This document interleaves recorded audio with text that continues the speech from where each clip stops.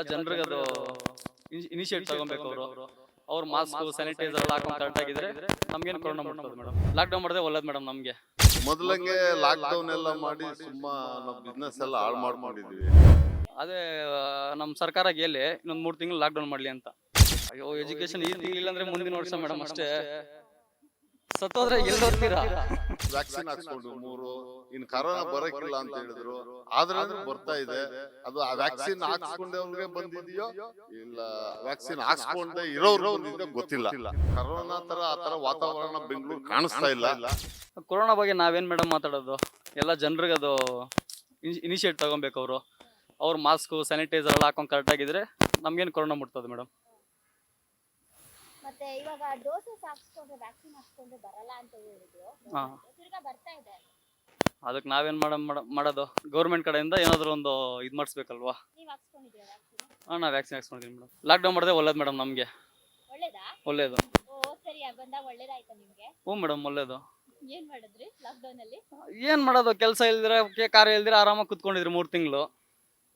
ಮತ್ತೆ ಇನ್ಕಮ್ ಹೆಂಗ್ ಬರ್ತಿತ್ತು ನಿಮ್ಗೆ? ಎಲ್ಲ ಗೌರ್ಮೆಂಟ್ ಕಡೆಯಿಂದಾನೆ ಬರ್ತಿದಲ್ಲ. ಏನ್ ಬಂತು? ಇದು ಫ್ರೂಟ್ಸು ವೆಜಿಟೇಬಲ್ಸು ಹಾಲು ಅವೆಲ್ಲ ಬಂತು. ನಾವು ಆರಾಮಾಗಿ ಕುತ್ಕೊಂಡು ಆರಾಮಾಗಿ ಇದ್ರಲ್ಲ ನಾವು.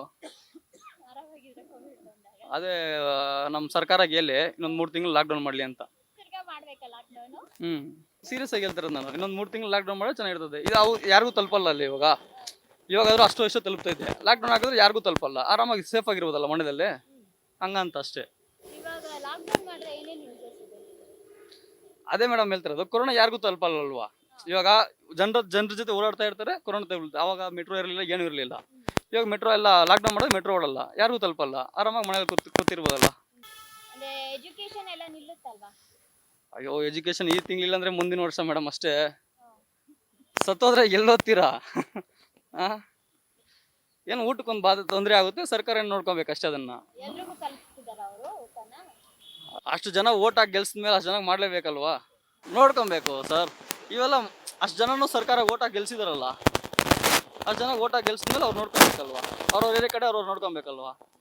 ಕರೋನಾ ಅನ್ನೋದು ಬೆಂಗಳೂರಲ್ಲಿ 100 ಕೇಸಸ್ ಇದೆ, ಅದರಲ್ಲಿ 2 ಸತ್ತಿದ್ದಾರೆ ಅಂತ ಪೇಪರ್ ನ್ಯೂಸಲ್ಲಿ ಬರ್ತಾ ಇದೆ.